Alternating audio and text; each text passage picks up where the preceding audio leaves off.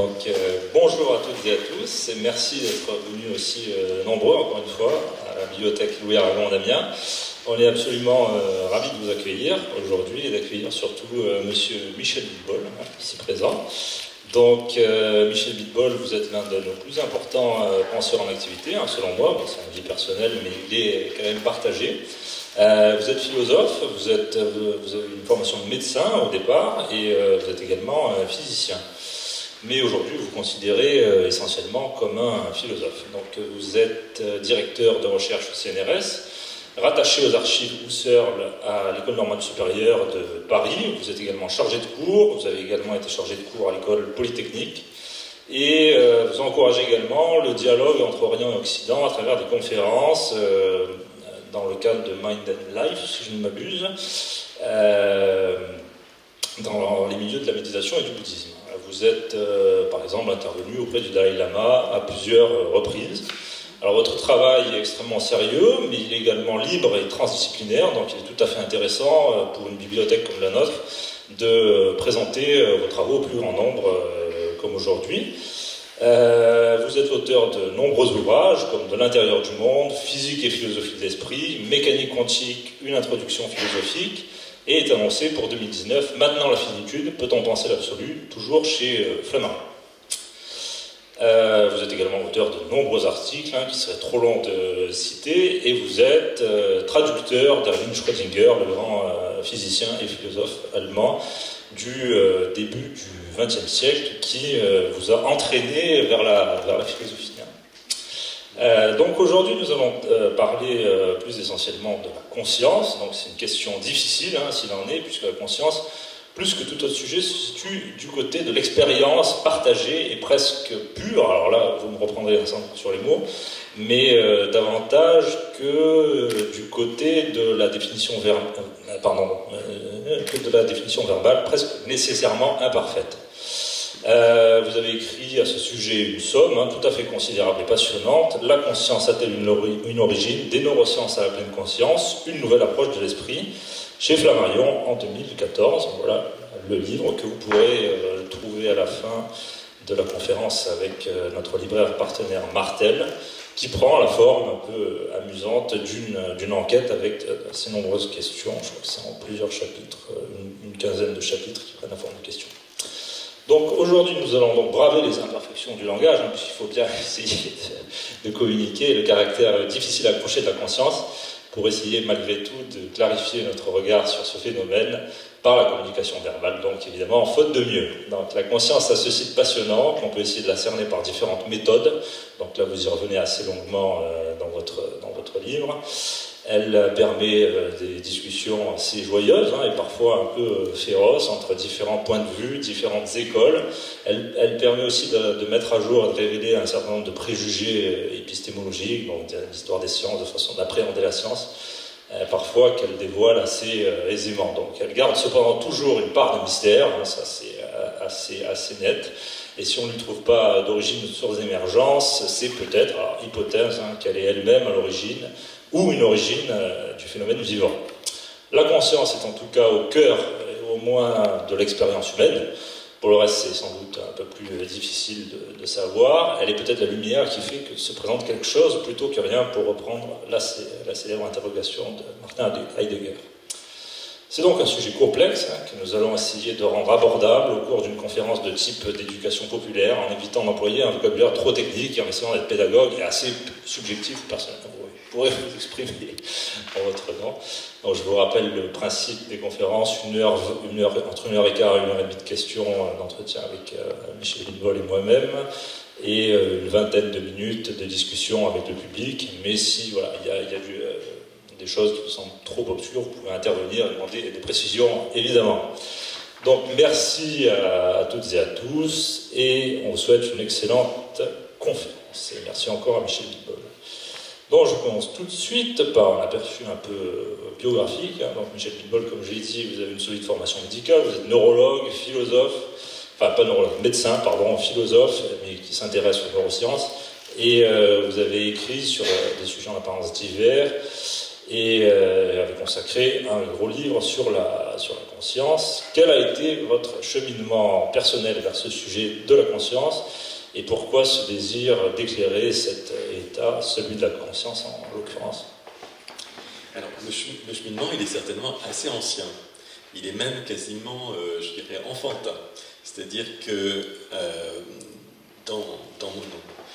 au cours de ma formation intellectuelle, je me suis intéressé à un certain nombre de thèmes qui me permettaient, me semblait-il, d'éclairer la nature du monde et des choses. Et c'est pour ça que j'ai fait des sciences. Des sciences parce que je pensais que là, je trouverais la clé d'explication essentiellement du monde. Et dans le monde, je m'incluais moi-même, mais d'une façon assez floue. C'est-à-dire comme une sorte d'autre objet. Un objet un peu mystérieux, mais un objet quand même. Et donc, il y avait toute cette démarche de se précipiter en quelque sorte dans une enquête concernant les sciences objectives, concernant la façon dont les objets du monde se comportent, quels sont les constituants des objets du monde, quels sont les secrets cachés finalement de ces objets du monde à travers peut-être les champs quantiques et d'autres choses un petit peu mystérieuses. Et puis, il y avait des aperçus très brefs qui me venaient et où je me rendais compte que cette précipitation vers les objets du monde m'empêchait de voir quelque chose qui est bien plus près de nous, c'est-à-dire cette espèce de fenêtre à travers laquelle on voit tout le reste, c'est ce milieu transparent qu'on ignore justement tellement il est proche de nous, et que finalement, à chaque fois que je parlais des objets du monde, à chaque fois que je pensais à ces équations, à ces symboles qui permettaient, pensais-je, d'éclairer les mystères, eh bien, il y avait quelque chose qui était là, toujours, à tout instant, c'est-à-dire la conscience de réaliser les objets du monde, la conscience de voir des mystères, la conscience de comprendre les symboles. C'était toujours là. C'était peut-être ça, la clé. Et la clé qui était d'autant plus difficile à saisir qu'elle était trop près de nous. Alors, il y a de nombreuses façons d'essayer d'appréhender la conscience, selon ses différents niveaux. Je crois que vous en distinguez 4, conscience de soi, conscience morale, etc. Vous pouvez y revenir si vous voulez. Et on peut, à mon avis, distinguer 3 grands champs d'investigation, d'interrogation de la conscience. Le champ scientifique, d'où vous venez au début, puis des neurosciences notamment, le champ philosophique, vers lequel vous vous êtes tourné, à travers la phénoménologie sur laquelle nous reviendrons dans une prochaine question, et le champ religieux et spirituel, pour aller vite. Alors, ma question est la suivante. Quelle est, selon vous, donc de façon très personnelle, même si je sais que la définition est difficile, mais malgré tout, en essayant de faire un effort de clarification, même si c'est imparfait, quelle est, selon vous, la définition verbale de la conscience qui approcherait le plus d'une forme de vérité? Là, évidemment, vous me posez une des questions les plus difficiles qui soit. Et je vais avoir besoin de quelques développements. Quelques développements, non pas pour clarifier les choses, mais pour montrer à quel point elles sont délicates. Donc la première chose qui vient à l'esprit, c'est que quand vous me demandez de définir la conscience, je pense au sens du mot définition. Définition, ça veut dire établir une clôture, une finitude. D'accord ? Ça veut dire séparer la conscience de ce qu'elle n'est pas. Alors en un sens, c'est assez facile. On pourrait dire la conscience, ce qu'elle n'est pas la conscience, elle n'est pas l'inconscient, elle n'est pas les choses dont nous pensons qu'elles ne sont pas conscientes, c'est-à-dire les tables, les chaises, etc. Donc on a l'impression que des oppositions sont possibles. Mais si on y réfléchit d'un peu plus près, c'est-à-dire si on se rapproche un peu de nous-mêmes, qu'est-ce qu'on voit ?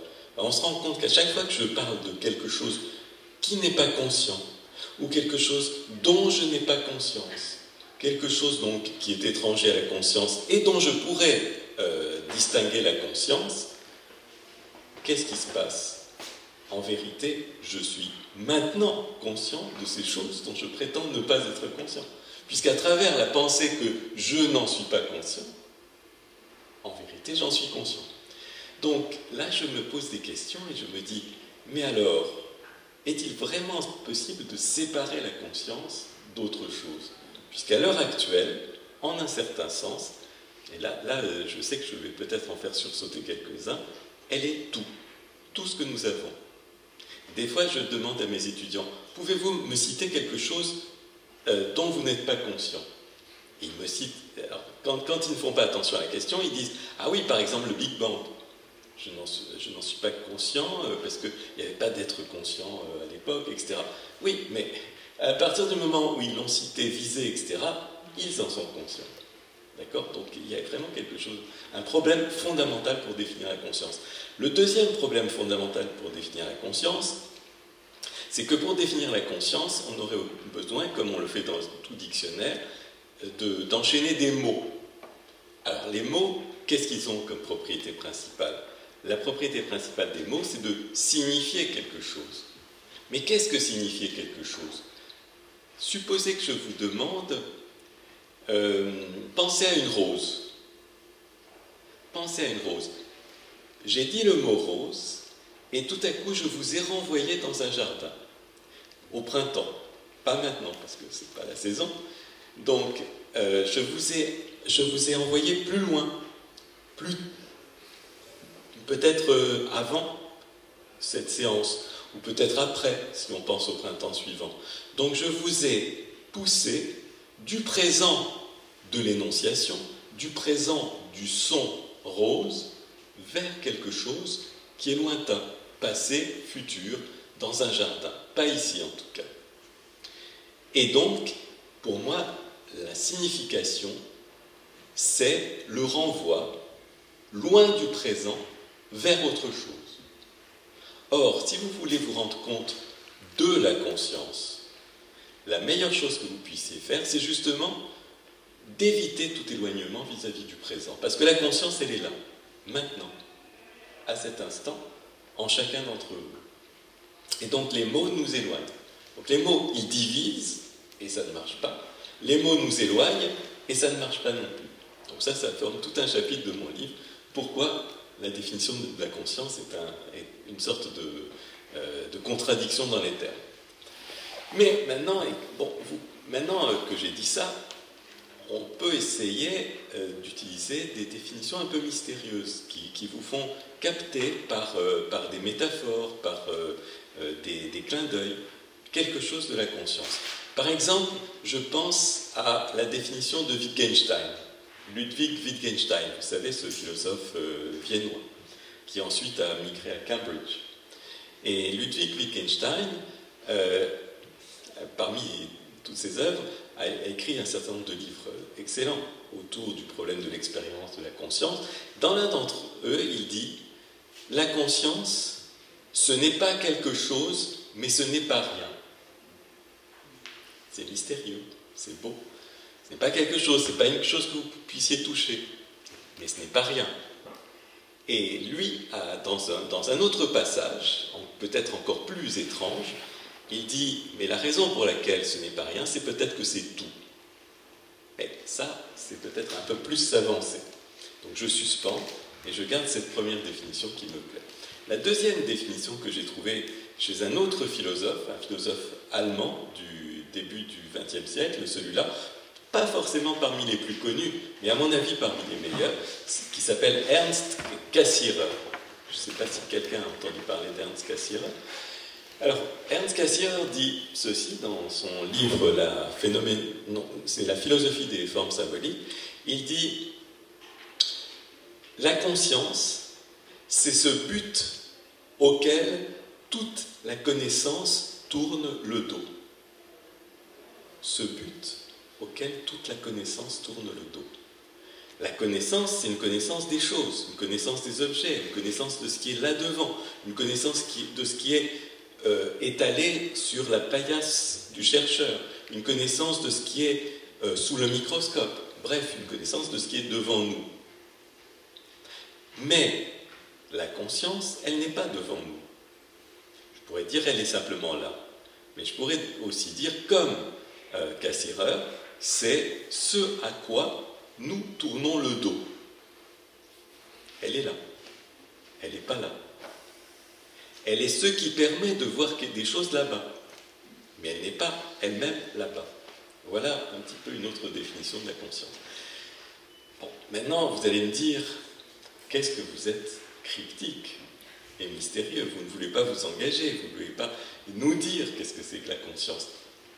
Alors, je me rappelle avoir eu un collègue qui m'a dit, mais alors, ça suffit Michel, tu ne vas pas tourner autour du pot sans arrêt. Si tu as un étudiant qui te pose la question, qu'est-ce que la conscience, tu vas bien lui dire quelque chose quand même. Et là, je vois un étudiant qui arrive, qui me demande justement, mais alors qu'est-ce que la conscience? Et je le regarde dans les yeux et je lui dis, mais qui pose la question? Et j'arrête comme ça. Alors, il y a un moment de trouble, il ne sait pas très bien quoi répondre, et à la fin, il se rend compte. Mais oui, c'est ça ce que je veux lui dire. Ce que je veux lui dire, c'est, si tu veux savoir ce que c'est la conscience, essaye de ne pas voir ce que tes mots peuvent désigner. Essaye de revenir là d'où la question est venue. Et là d'où la question est venue, c'est là le lieu de ta conscience. Ok, mais vous allez me dire, toujours ce mystère, toujours cette évasion vis-à-vis de la tentative de concrétiser par des mots. C'était des précautions. Maintenant, on peut essayer. Et là, il y a effectivement plein de définitions qui sont sur le marché, comme on dit. Hein. Il y a plein de choses qu'on dit sur la conscience.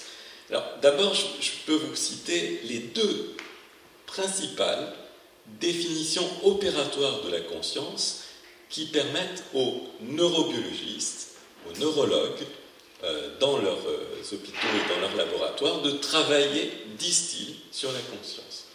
Alors, les deux définitions, c'est 1.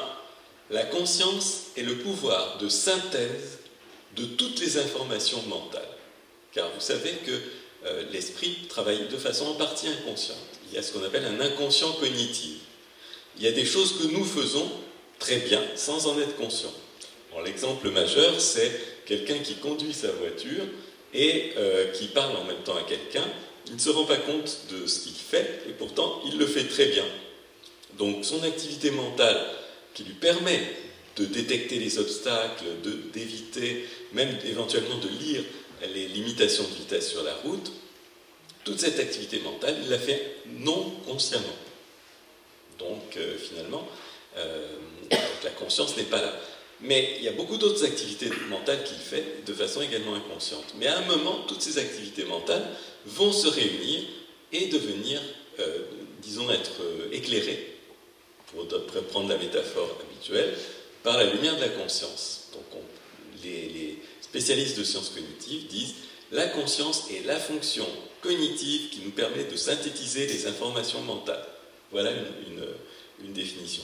Deuxième définition, la conscience est une forme, alors je dis le mot, après je vous l'expliquerai, une forme de métacognition.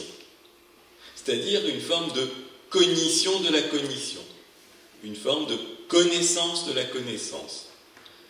La conscience, c'est une manière de se rendre compte que quelque chose apparaît. D'après cette deuxième définition. Et effectivement, ces définitions-là permettent aux neurobiologistes de dire, bon, cette personne, elle se rend compte qu'il lui arrive quelque chose, par exemple, puisqu'elle peut m'en parler. Cette personne, elle se rend compte de toutes les activités mentales qu'elle est en train d'avoir, et donc elle est consciente. Voilà des critères. Mais est-ce que tout y est? Et moi je réponds non, évidemment, parce que quand vous avez par exemple la définition de cognition de la cognition, connaissance de la connaissance, oui, mais qu'est-ce que la connaissance au premier degré? Qu'est-ce que s'apercevoir d'eux sans véritablement être réflexivement conscient de ce dont on s'aperçoit? Ça, c'est ce que j'aime bien appeler, mais beaucoup d'autres l'ont fait, l'expérience pure. Je m'aperçois sans m'apercevoir que je m'aperçois. Je suis éveillé et présent sans être complètement au courant du fait que je le suis, et ainsi de suite. C'est ce qui nous arrive pratiquement tous les jours. On évolue dans la rue sans véritablement nous dire « Ah, mais je m'aperçois bien de tout cela, je suis conscient de tout cela ».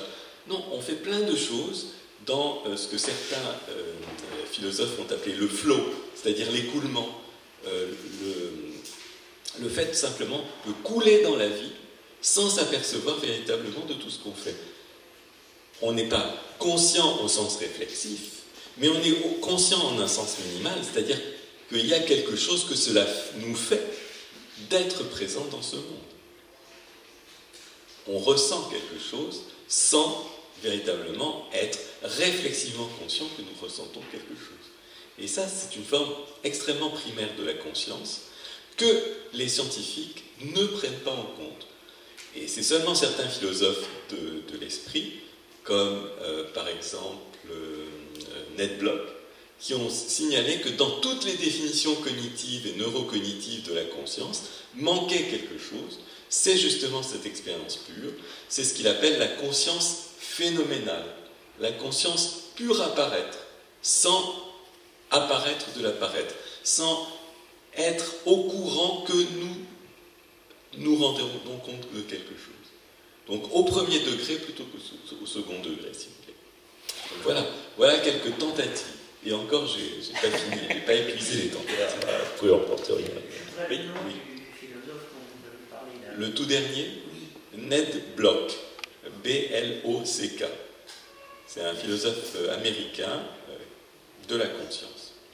Alors, vous avez commencé à parler de conscience phénoménale, donc vous êtes rattaché au mouvement de la phénoménologie, dont Edmund Husserl est le père et qui a eu une influence considérable sur la philosophie du XXe siècle, sur Heidegger, Merleau-Ponty, Jean-Paul Sartre, Jacques Derrida également, et bien d'autres encore. Est-ce que vous pouvez nous rappeler le projet original du CERN et en quoi est-il particulièrement intéressant, adapté, novateur peut-être pour l'époque, et encore aujourd'hui la phénoménologie, est-ce qu'elle est novatrice pour essayer d'embrasser le phénomène de la conscience de façon la plus intéressante possible? Oui, merci pour cette question un peu historique, du coup. Qui c'est qui connaît Edmund Husserl? Donc, levez la main si vous avez simplement entendu parler, vous avez entendu son nom. Voilà. Donc, il y en a quelques-uns, je dirais un bon tiers, qui ont entendu parler, mais 2 tiers qui n'ont pas entendu parler, manifestement. Donc, il faut que je le présente. Edmund Husserl, c'est un philosophe allemand, né en 1858. Au début, il n'était pas philosophe. Il a commencé par faire des mathématiques. Il a été élève des meilleurs mathématiciens de son temps. Je ne me rappelle plus très bien d'ailleurs, mais enfin, je crois qu'il a été élève de Weierstrass et d'autres mathématiciens allemands de l'époque. Et c'était un très bon étudiant. Les mathématiciens disaient, il ira loin ce jeune, il va faire des grandes choses en mathématiques. Mais à un moment, vers la fin du XIXe siècle, il a entendu les cours d'un certain Brentano, qui était un spécialiste de psychologie, également allemand. Et là, comme souvent cela arrive, jeune scientifique, il a été détourné de sa vocation par un philosophe. Je connais ce cas-là, j'ai rencontré assez souvent. Et au lieu de continuer à fond dans ses travaux mathématiques, alors que, soit dit en passant, il avait déjà démontré des théorèmes importants, Weierstrass l'avait félicité, il avait des prix, etc. Il s'est arrêté de faire tout ça, et il a commencé à se demander quelle était l'origine psychologique des mathématiques.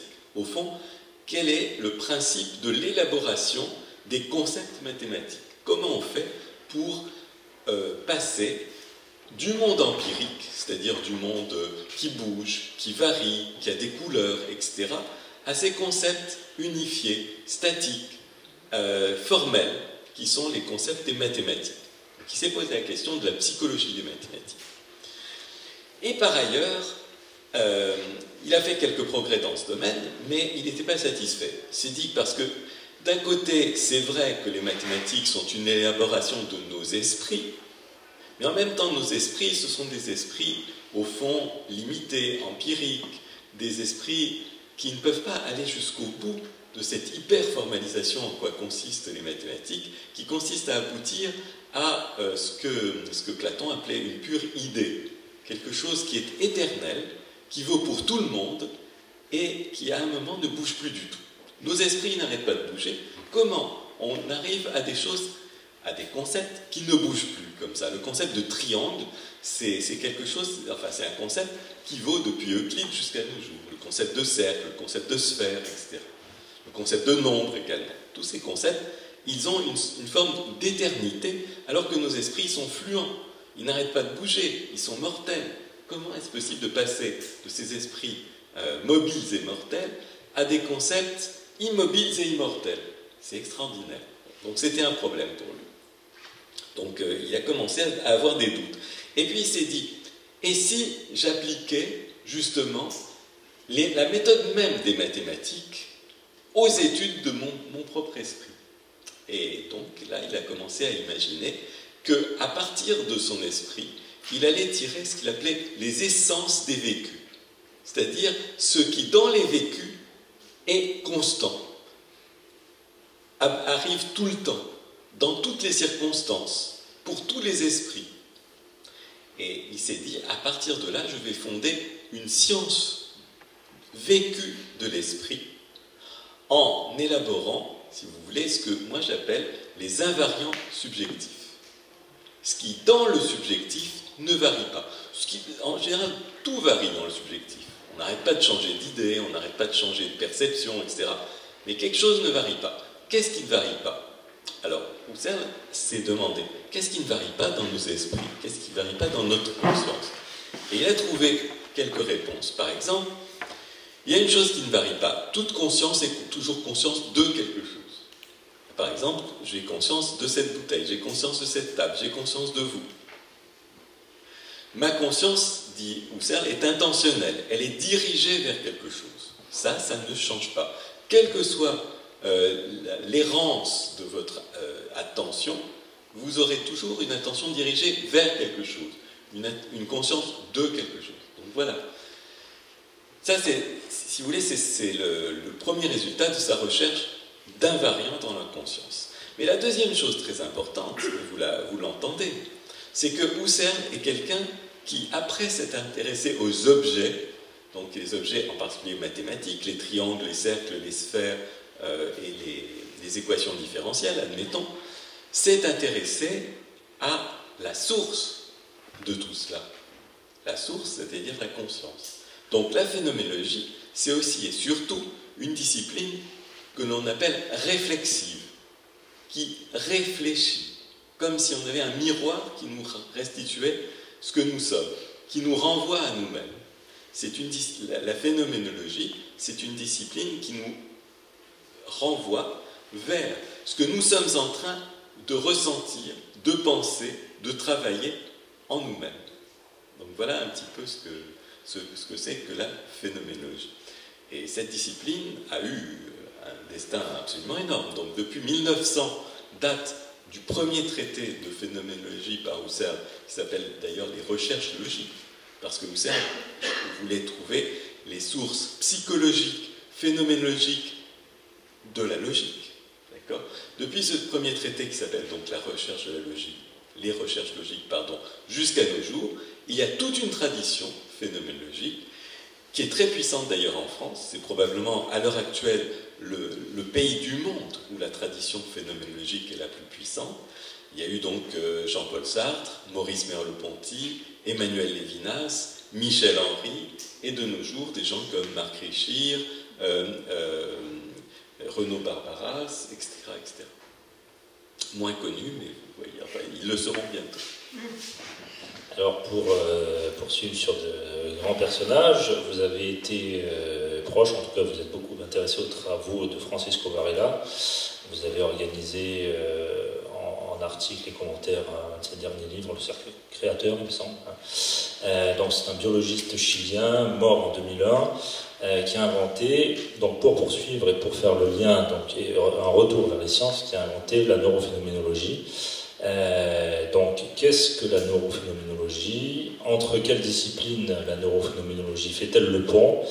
Est-elle appliquée? Ses résultats? Et surtout, qu'est-ce qu'on peut en tirer aujourd'hui pour comprendre, peut-être de façon plus scientifique que philosophique, mais vous nous direz, hein, les deux. pour comprendre la conscience. Bon, merci. Alors déjà, juste, il faut situer Francisco Varela, 1946-2001, ce sont ces dates. un biologiste théoricien chilien qui a commencé ses travaux avec un autre biologiste chilien qui s'appelle Humberto Maturana. Et donc, on peut retenir de cet auteur qu'il a forgé 3 concepts capitaux dans la pensée contemporaine. Le premier concept capital, c'est le concept dit d'autopoïèse. Alors, bon, autopoïèse, ça veut dire se fabriquer soi-même. Qu'est-ce qui se fabrique soi-même? Les êtres vivants. Les êtres vivants, ils fabriquent les molécules qui leur sont nécessaires pour continuer à vivre. C'est la caractéristique majeure de l'être vivant. Donc l'autopoïèse, c'était pour Francisco Varela une définition de l'être vivant. L'être vivant, c'est l'être qui est capable de fabriquer les matériaux de sa propre subsistance. Premier concept. Deuxième concept, très intéressant, le concept d'énaction. Le concept d'énaction, c'est un concept de théorie de la connaissance. Ce que dit Francisco Varela, c'est que la connaissance n'est ni un recueil de ce qui nous est déjà donné tout fait à partir de la nature, c'est-à-dire en connaissant, nous ne faisons pas que copier la nature et nous en forger une représentation fidèle. C'est pas si simple la connaissance. Nous ne faisons pas non plus le contraire, c'est-à-dire que nous projetons une sorte de fantasme de nous-mêmes sur le monde et les choses. Donc ni réalisme, ni idéalisme, ni la connaissance comme recueil d'une représentation à partir des choses telles qu'elles sont, ni projection par nous de nos préjugés, si vous voulez, quelque chose entre les deux. C'est quoi entre les deux? C'est que nous allons à la rencontre de la nature. Nous allons agir sur elle. Et elle nous donne des réponses, mais des réponses un peu cryptiques. Et à partir de cette interaction entre nous qui allons vers la nature et elle qui nous donne des réponses cryptiques, coémerge quelque chose. Coémerge d'abord une représentation que nous nous faisons d'elle, de cette nature, mais aussi cette nature, en tant qu'elle nous offre des opportunités de vivre en elle. C'est ce qu'on appelle la niche écologique, si vous voulez. Elle nous donne des ressources pour vivre. Troisième concept, en date, c'est celui dont vous avez parlé, la neurophénoménologie. Et là, vous entendez 2 mots qui sont eux-mêmes d'ailleurs composés. Donc, neuro, alors c'est comme neurologie, ça vient de système nerveux.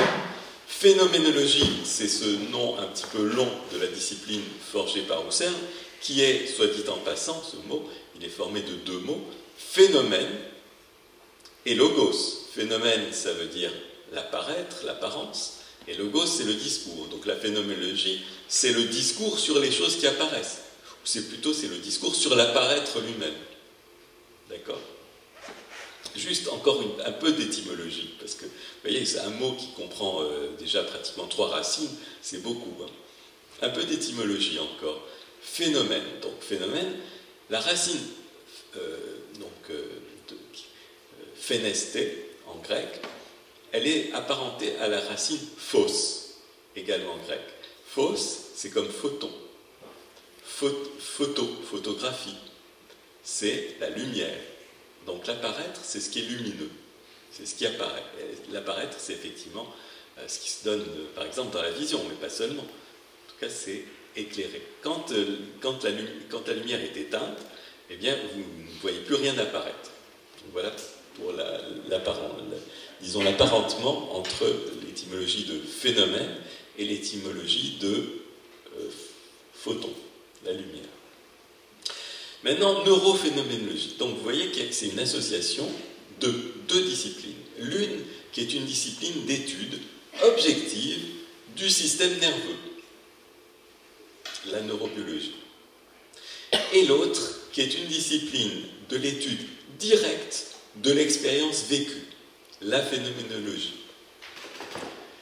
En mariant les deux, on peut obtenir des renseignements sur la corrélation entre le fonctionnement de certaines parties du cerveau et l'expérience vécue par les sujets qui possèdent ce cerveau.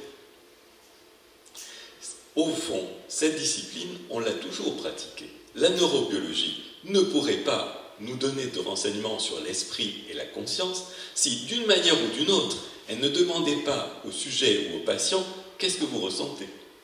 Ça serait impossible. Si vous étudiez le cerveau complètement de l'extérieur, sans savoir ce que c'est, et sans savoir, sans savoir qu'est-ce que les gens qui le possèdent en disent, vous n'en tirez que des renseignements purement descriptifs. Vous dites, voilà, il y a des fonctionnements neuroélectriques, il y a des ondes électriques qui traversent ce cerveau, il y a des processus biochimiques un peu curieux, etc. etc. Mais vous n'en dites rien. Mais la première fois qu'on a commencé à comprendre quelque chose de la fonction du cerveau, ça a été lorsque, par exemple, des médecins ont examiné des patients qui avaient reçu, je sais pas, une hache en travers du crâne. Et là, ils voyaient que ces patients qui avaient reçu une hache en travers du crâne, par exemple, ne pouvaient plus parler.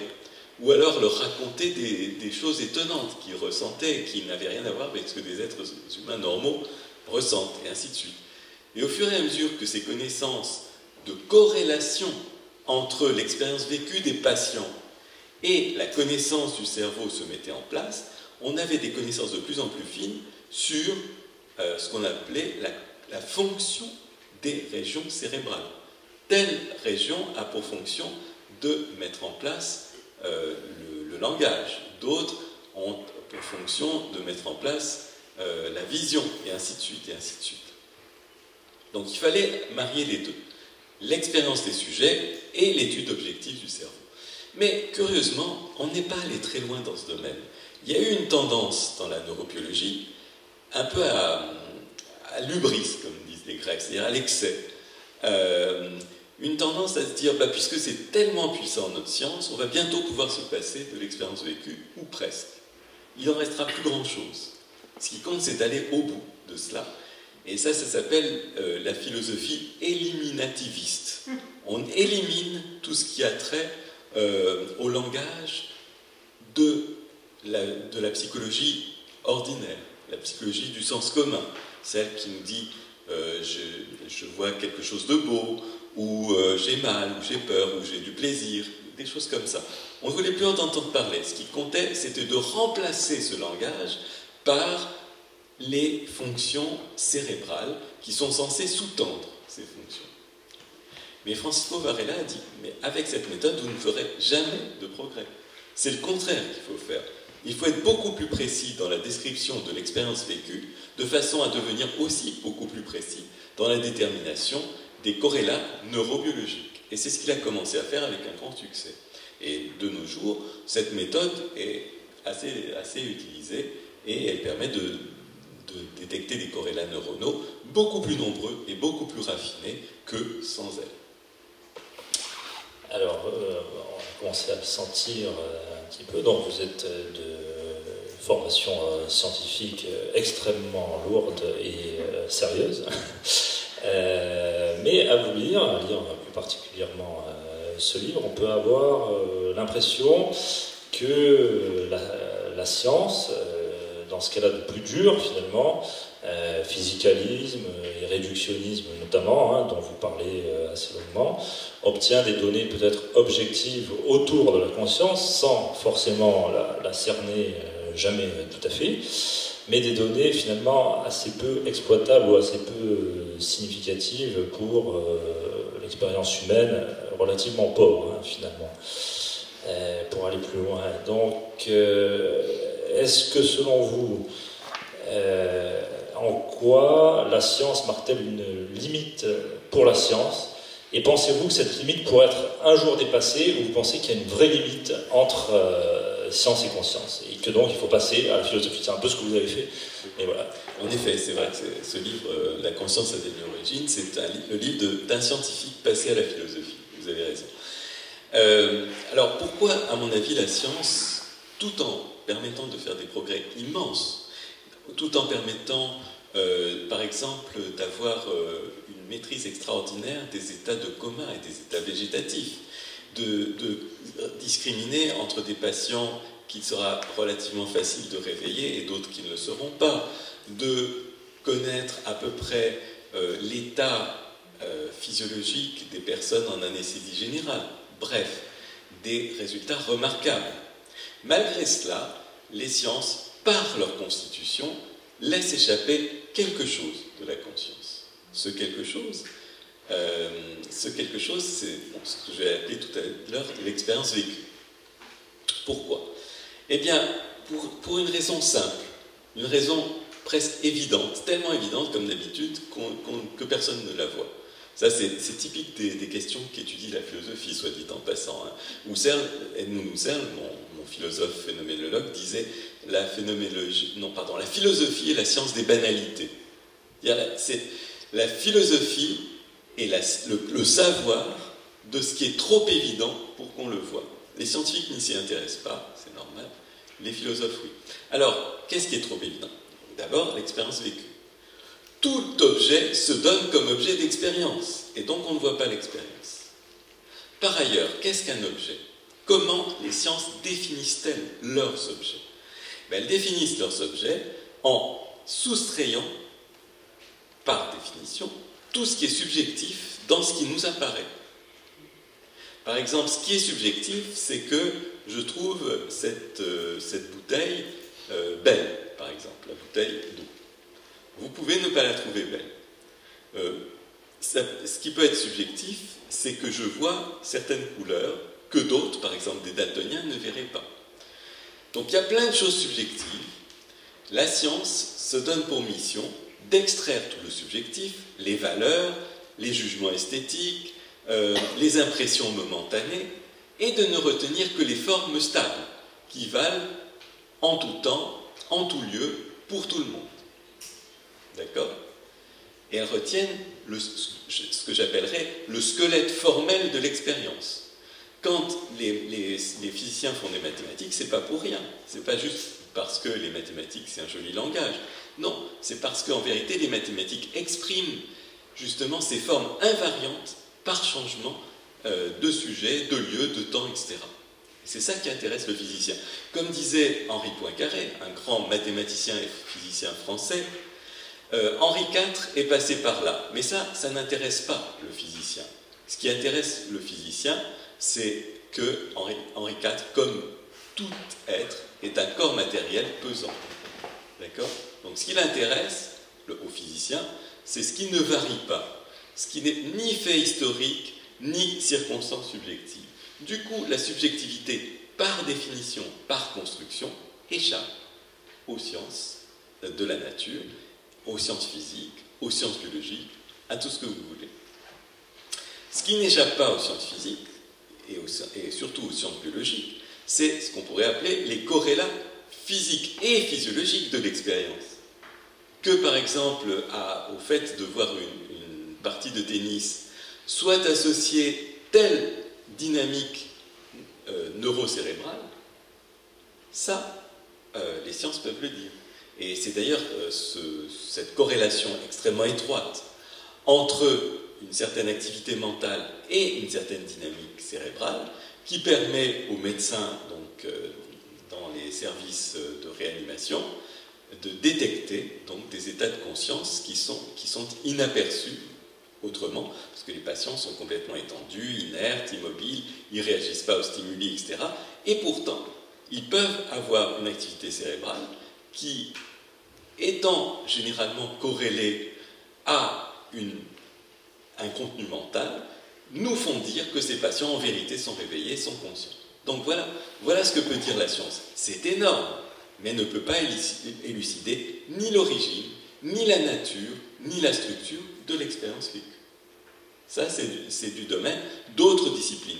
La structure de l'expérience vécue est étudiée par la phénoménologie, qui est une branche de la philosophie. Alors pour poursuivre sur la phénoménologie, donc la phénoménologie repose sur des étapes, des essais ou des pratiques de transformation, de transmutation personnelle, subjective, notamment l'époquée et la réduction phénoménologique, vous pourrez davantage vous parler, essayer de définir, que cherche le phénoménologue par ces essais de transformation interne. Est-ce que c'est une forme d'éveil finalement qui pourrait s'apparenter à l'éveil bouddhiste, ou est-ce que c'est quelque chose qui, enfin, disons une transformation du regard qui doit servir la science et finalement l'accumulation de données, ou les deux? Oui, alors vous avez raison, la phénoménologie n'est pas n'importe quelle discipline philosophique. Elle est une discipline qui est fondée sur ce que j'appellerais une pratique de la conscience, une pratique de modification de sa propre conscience. Donc ça, c'est quand même étonnant. D'habitude, on considère que les sciences, certainement, la plupart des disciplines philosophiques qui sont de l'ordre du rationnel se pratiquent avec l'état de conscience ordinaire. La phénoménologie, non. Husserl disait, alors c'est intéressant de le savoir, mais ça vous donne un petit peu une notion de sa conception de la pratique philosophique. Il disait plusieurs choses. Il disait d'abord que faire, si vous voulez, des raisonnements sur les concepts, ce n'est pas encore faire de la philosophie. Ce qu'il faut pour faire de la vraie philosophie, où il sous-entendait sa manière de faire de la philosophie, c'est-à-dire la phénoménologie, ce qu'il faut pour faire de la philosophie selon Husserl, c'est engager sa vie entière. Engager sa vie entière, ça veut dire engager sa conscience entière. D'accord ? Il disait aussi, l'acte qu'il faut accomplir pour faire de la phénoménologie est semblable à une conversion religieuse. C'est une transformation de soi-même. Alors, en quoi consiste cette transformation de soi-même qui permet d'aboutir au travail phénoménologique ? Eh bien, Husserl l'a appelé l'époqué. Alors là, l'époqué, c'est un mot grec, il peut ne rien vous dire du tout. Notez tout de même qu'il est apparenté sur le plan étymologique à un mot qui est presque identique sur le plan sonore, époque. Notre mot français époque. Les époques. L'époque des révolutions, par exemple. Époque, ça veut dire un temps, mais aussi un temps qui marque une scansion, un arrêt momentané ou une reprise. Et là, c'est pareil, l'époqué, c'est un arrêt. Un arrêt de quoi? Un arrêt des jugements. Vous ne pensez plus, eh bien, ces choses sont belles ou laides. Vous ne pensez plus, ces choses sont à l'extérieur de moi. Vous arrêtez même, à la limite, de juger spontanément que les choses que vous percevez sont distinctes de vous. Maintenant, elles ne sont plus distinctes de vous, elles sont simplement là. Elles sont présentes. Il y a l'éclat de leur présence qui est là. Quand vous arrivez à voir l'éclat de la présence des choses, sans vous dire « Ah, là-bas, il y a une bouteille », c'est que vous avez suspendu le jugement. Vous voyez toujours la bouteille, mais vous la voyez autrement. Vous ne la voyez pas comme une chose que vous allez saisir, vous la voyez comme une présence qui éclate devant vous. Voilà la petite et immense conversion en quoi consiste l'époqué phénoménologique. Alors, époqué, comme je vous le disais, c'était un mot grec. Un mot grec qui vient des sceptiques grecs, et en particulier de Pyrrhon, qui est le fondateur du scepticisme grec. Notez une chose, Pyrrhon est un philosophe grec du 3e, 4e siècle avant notre ère, qui a participé à l'expédition d'Alexandre. Alexandre, vous le savez, a envahi l'Inde. Il a envahi l'ouest de l'Inde. Mais en l'envahissant, les Grecs qui allaient avec Alexandre apprenaient des tas de choses de la pensée indienne.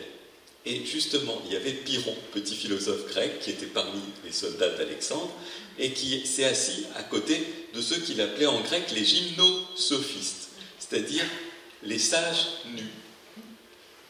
Les sages nus qui s'accroupissent et qui méditent. Pyrrhon a connu ces gens-là et il en a ramené la philosophie. Il en a ramené deux choses, l'époqué et l'ataraxie. L'époqué, c'est la suspension du jugement, et l'ataraxie, c'est le repos de l'âme. Ça vous rappelle quelque chose? Bon. Et donc, voilà. Et ce mot époqué, le repos, l'arrêt, la suspension du jugement, Husserl l'a repris. Et donc, la pratique préliminaire de toute enquête phénoménologique, c'est la suspension du jugement. Une fois que vous avez suspendu le jugement, une fois que vous voyez les choses telles qu'elles sont, c'est-à-dire non plus comme des objets que vous pouvez saisir, mais comme des présences qui se manifestent en vous et à vous en même temps, alors vous pouvez commencer à examiner ce champ que vous avez mis au jour, le champ de l'expérience. Vous l'examinez, ça s'appelle la réduction phénoménologique, et là vous décrivez ce qui est dans votre expérience. Vous ne décrivez plus ce qu'il y a devant vous, vous décrivez ce qui est dans votre expérience, indépendamment de tout jugement d'intériorité ou d'extériorité, de beauté ou de laideur, de valeur ou de non-valeur, et ainsi de suite. C'est là et je l'expérimente. Voilà. Voilà la phénoménologie. Alors on dit souvent que la phénoménologie, c'est une discipline purement descriptive. Elle décrit, elle n'explique rien. Il n'est pas question d'expliquer, par exemple, telle ou telle expérience. Simplement, on la décrit. Pourquoi? Parce que de toute façon, toute explication serait basée sur une expérience. On explique, par exemple, le mouvement, on explique pourquoi Mars, la planète Mars, est arrivée à tel endroit plutôt qu'à tel endroit où elle était précédemment, en faisant quoi? Eh bien, en connectant deux phénomènes. Le phénomène de Mars ici et le phénomène de Mars là-bas, par des lois qui sont celles de Newton. Donc on connecte les phénomènes. Et c'est ça qu'on appelle l'explication dans les sciences. Comment expliquer le fait qu'il y ait des phénomènes plutôt que rien? Ben ça on ne l'explique pas. C'est le donné de base. Tout ce qu'on peut faire, c'est le décrire. Et le décrire, c'est la tâche de la phénoménologie. Alors, on va passer à des exemples un peu plus pratiques et pour essayer de mieux comprendre cette question de la conscience. Alors, j'aurais aimé savoir dans quelle mesure on pouvait confondre, disons, conscience et perception réflexive, et au-delà, dans quelle mesure ce qui modifie donc cette perception, très clairement, pour ne pas parler de ce qui modifie la conscience, à mon avis, ça va un peu plus loin. Donc, qui modifie la perception tout en la maintenant quand même partiellement jusqu'à un certain point. Donc je pense aux drogues, notamment hallucinogènes, LSD, champignons, etc. Alcool, mais également, peut-être dans une moindre mesure, mais quand même techniques de souffle, telles qu'on les connaît dans le yoga notamment. Ces pratiques, cette façon d'ingurgiter des choses, etc., modifient ou pas la conscience. Oui, alors effectivement, déjà, pour répondre à la première question, en général, comme vous le savez, alors, à la fois dans les sciences cognitives et dans la tradition philosophique occidentale, la conscience, c'est la réflexivité.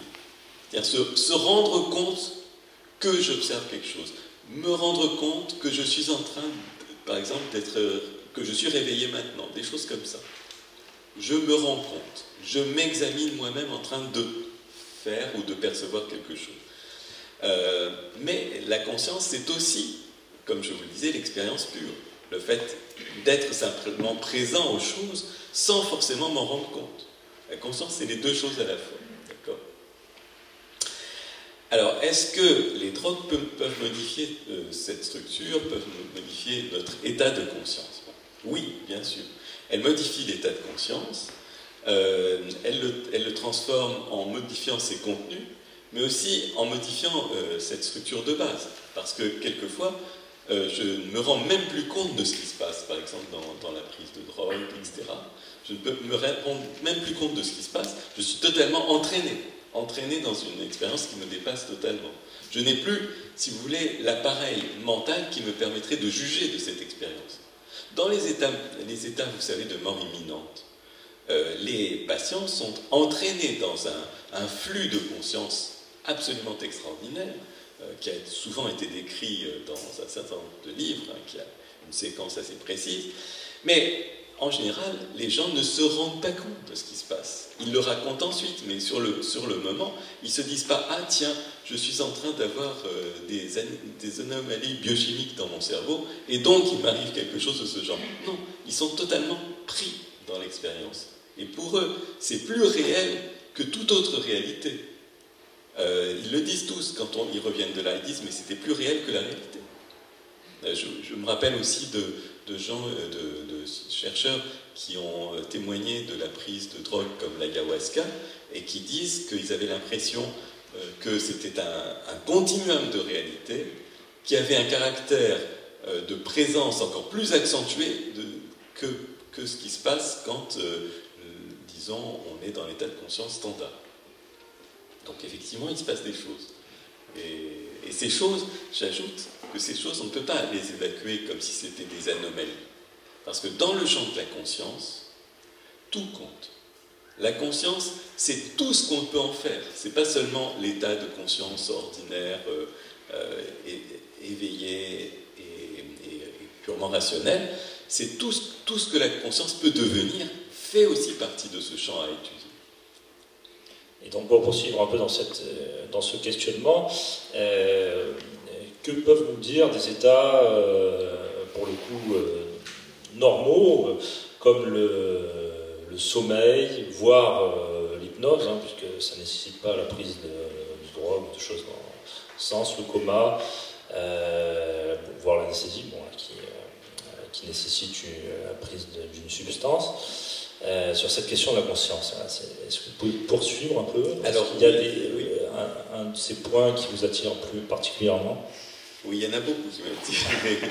Mais déjà, je voulais, pour continuer sur ces états modifiés de conscience, je voulais signaler qu'il y a peut-être une tendance à dire, en gros, cet état dans lequel nous sommes tous en ce moment, parce que nous sommes bien focalisés, nous raisonnons, etc.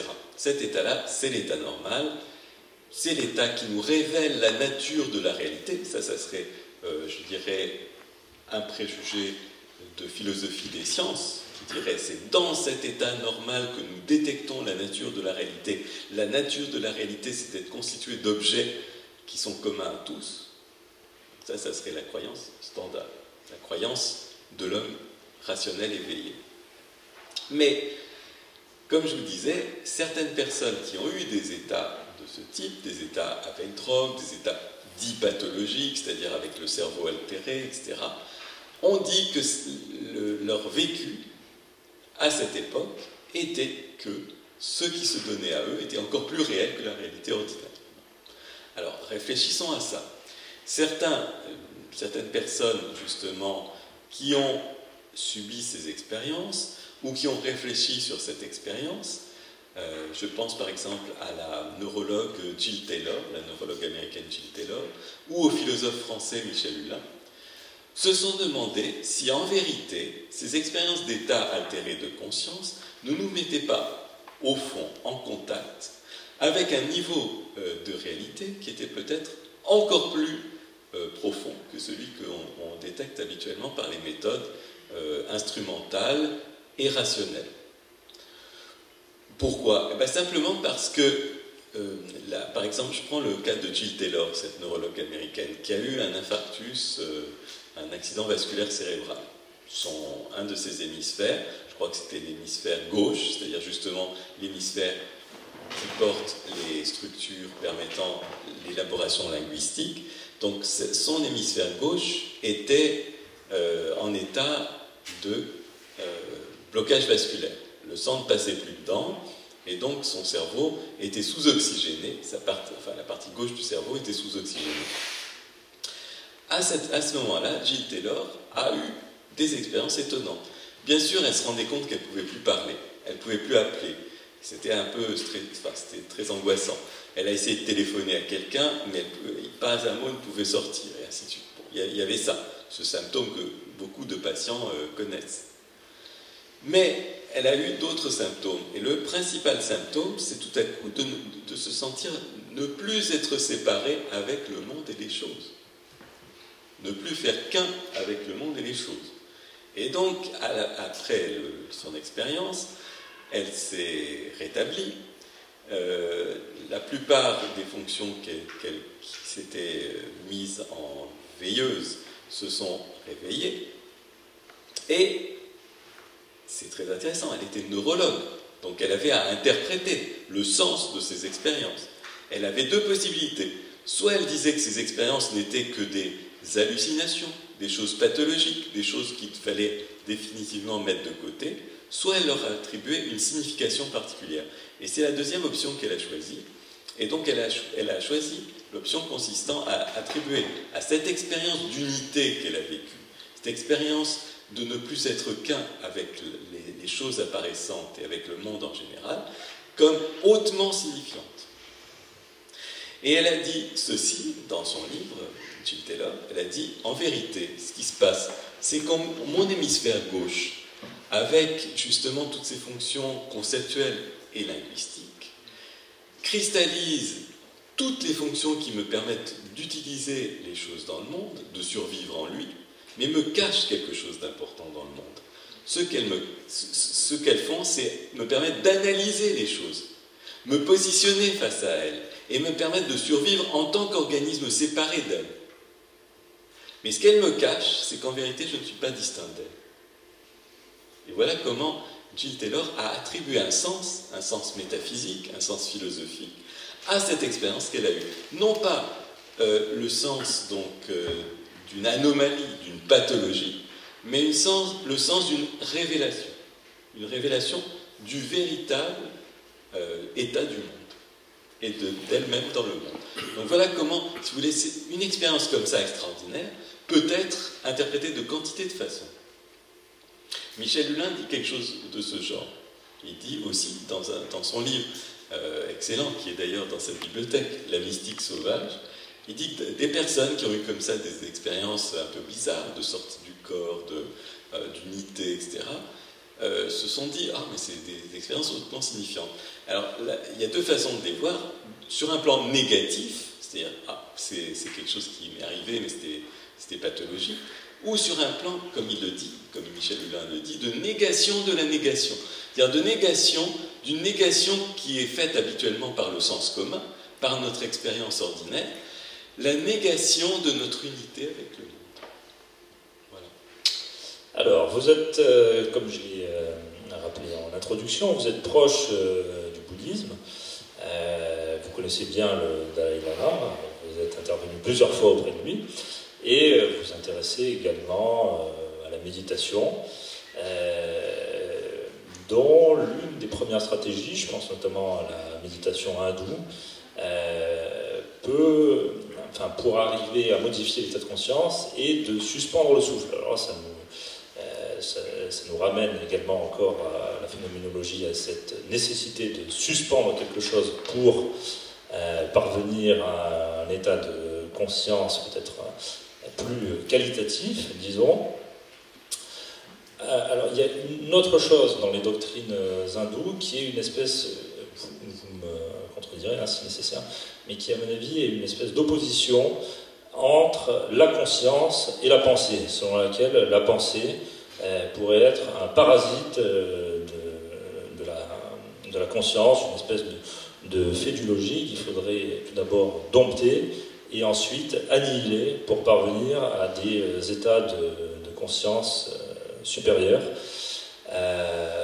contrairement à la pensée occidentale, à mon avis, enfin à la philosophie en tout cas occidentale, à mon avis, où la pensée est constitutive de l'intelligence et de quelque chose, disons, de positif qui nourrit des états de conscience, également peut-être vus comme supérieurs également. Alors qu'est-ce que vous pensez de ce rapport entre la pensée et la conscience et, selon vous, plus loin peut-être, l'impact de la méditation sur la conscience?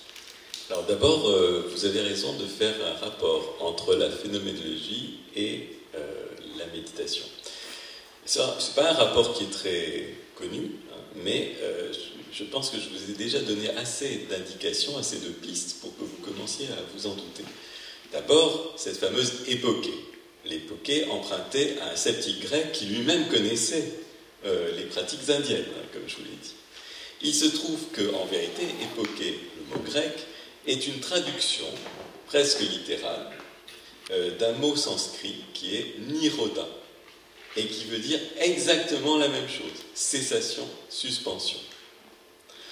Or, ce mot nirodha intervient dans toutes les pratiques indiennes comme un axe fondateur, comme une méthode, comme une pratique, comme également peut-être un premier but de la pratique. Nirodha, cessation. Dans le deuxième aphorisme des Yoga Sutras, c'est-à-dire juste de Patanjali, ce traité qui présente le yoga, donc qui est très connu des gens qui, je suppose que vous, puisque vous pratiquez le yoga, vous devez connaître ça.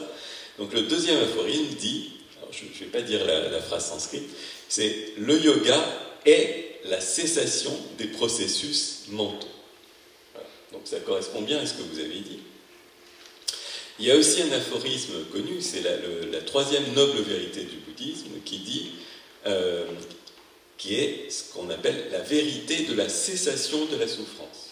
Donc c'est Nirodha, le mot sanskrit qui intervient également ici. Cessation. Cessation de la souffrance, cessation des processus mentaux. Ce qui va d'ailleurs ensemble. Alors, est-ce qu'on peut vraiment dire que dans les pensées indiennes, comme la caricature occidentale a voulu le dire, finalement, le but de la pensée indienne, c'est de ne plus penser. C'est d'arrêter tout. C'est de cesser. Alors, effectivement, le deuxième aphorisme des Yoga Sutras, il laisse entendre que c'est le cas. D'accord ? La cessation des processus mentaux. Ou encore le nirvana, ce qui veut dire, nir c'est un particule négatif, et vana, ça c'est comme vent. L'arrêt du vent, l'arrêt du souffle, le souffle de l'esprit doit s'arrêter. Il se suspend, d'accord ? Bon, donc on se dit, oh là, mais ces gens-là, ils veulent nous empêcher de penser, c'est quand même un peu embêtant. Oui et non. Alors, la première, pourquoi oui et pourquoi non ? Oui, parce que, d'une certaine façon, ce que ces disciplines de l'Inde, que ce soit les disciplines brahmaniques, hindoues ou les disciplines bouddhistes, ont pour but, c'est de détecter un niveau de conscience qui est en deçà du travail mental. C'est la lumière même qui éclaire le travail mental. C'est ce que les Tibétains appellent la claire lumière, ou le brahman chez les hindous. Donc cet espace de conscience vide, clair comme le ciel, prête à effectivement laisser venir des processus mentaux, mais non habité par des processus mentaux. Alors, pour vous donner un exemple de la parenté entre justement ce genre de conception et la phénoménologie occidentale, et même la phénoménologie française, je vais vous citer Maurice Merleau-Ponty dans Le visible et l'invisible, qui dit « La conscience est ce vide prête à accueillir la plénitude du monde. » C'est exactement ça. Pour un Indien, la conscience, c'est ce vide lumineux prêt à accueillir toutes les sollicitations, y compris les sollicitations mentales, intellectuelles, etc.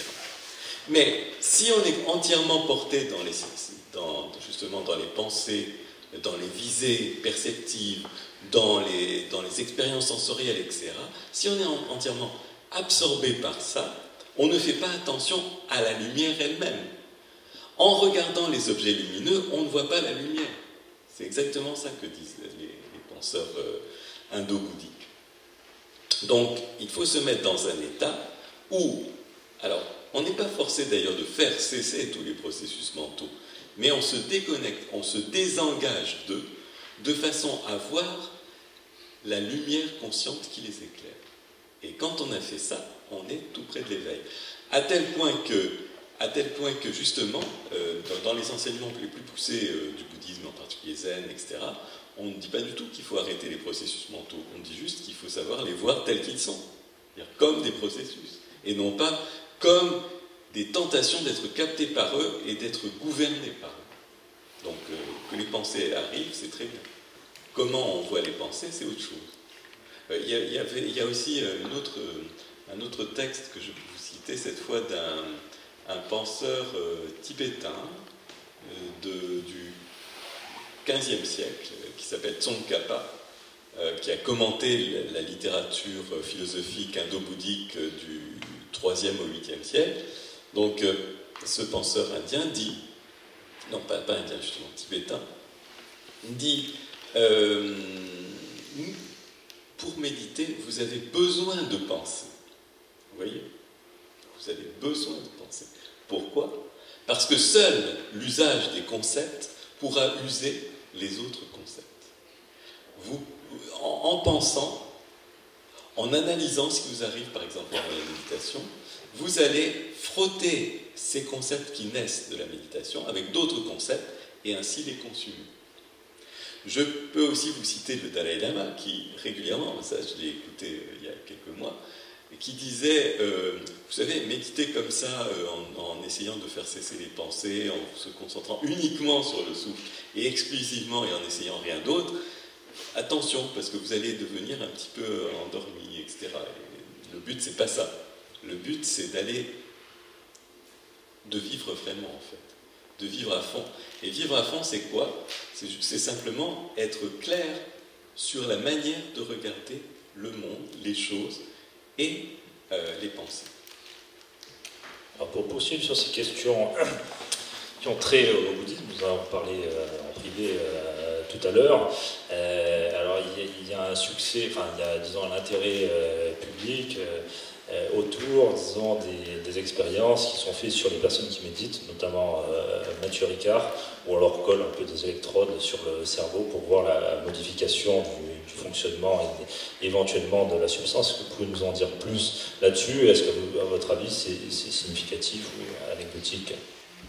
Écoutez, oui, en tout cas, il y a un flot extraordinaire d'études sur cette question. À chaque fois que je vais dans un congrès, on montre, vous savez, une espèce de courbe exponentielle avec le nombre de publications qui portent méditation et neurobiologie dans le titre.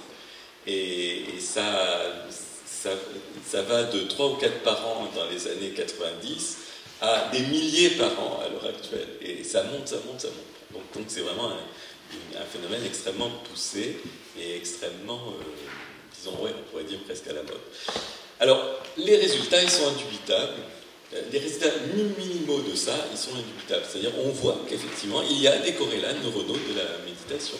Il y a des corrélats, même largement biologiques, de la méditation. On voit, par exemple, que, d'abord, il y a des corrélats physiologiques. C'est-à-dire qu'il y a, par exemple, soit une modification drastique de l'activité neuroélectrique dans le sens d'une diminution, pour certains types de méditation. Attention, tous les types de méditation ne se ressemblent pas de ce point de vue-là. Il va y avoir des méditations par concentration, des méditations de la présence ouverte, la méditation de la compassion, et j'en passe et des meilleurs. Bon, en tout cas, il y a des modifications très nettes de l'activité neuroélectrique. Dans les styles de méditation dites présence ouverte, c'est le contraire des méditations sur concentration sur un objet.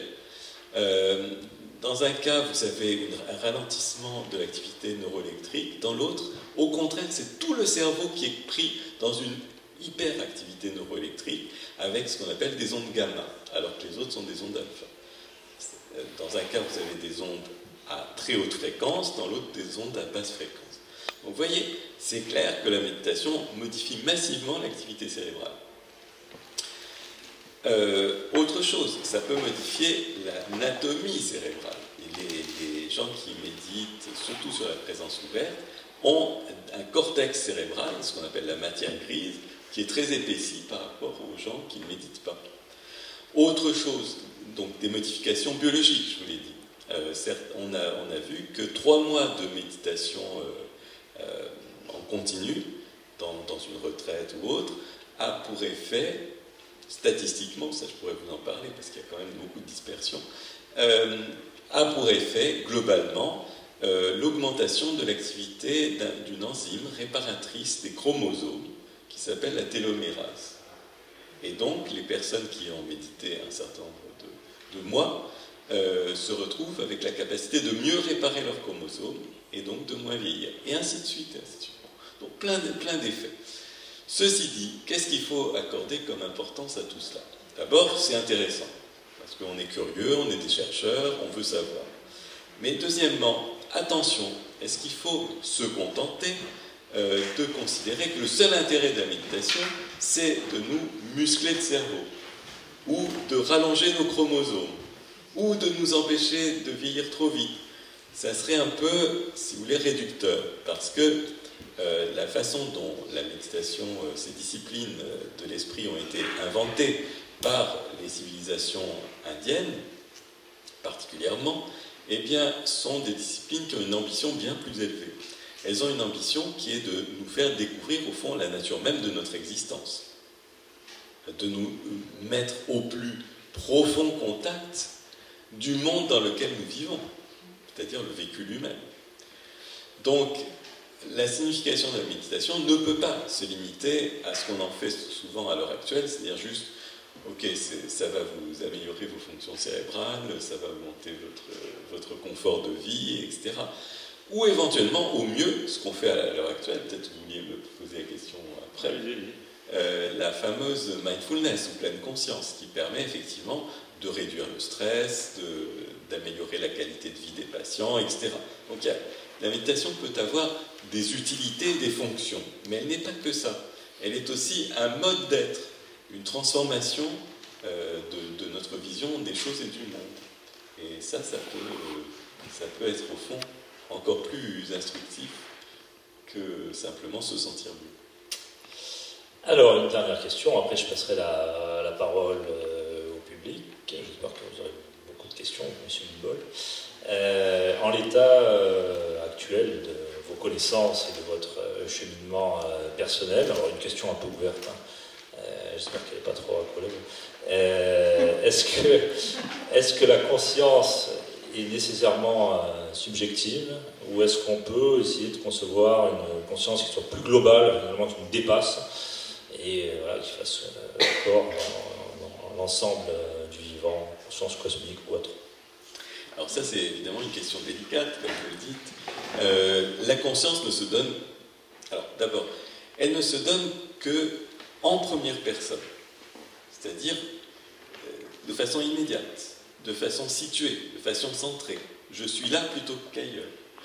Tout le reste des choses se donne à partir d'ici. D'accord? La conscience, c'est vraiment mon ici. Elle est située. On pourrait dire, du coup, elle est subjective. Mais attention, parce qu'elle est subjective en un sens peut-être plus vaste que ce que le mot subjectif signifie habituellement.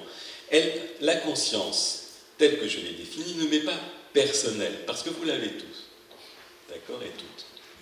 Et donc elle n'est pas subjective en ce sens. Elle n'est pas celle d'un sujet particulier, mais elle est centrée, elle est en première personne. D'accord? On pourrait dire que la conscience est une forme de donnée en première personne universelle. Toute personne qui dit « je » est susceptible d'avoir une conscience. Toute personne qui se sent située est consciente. Donc nécessairement un être humain.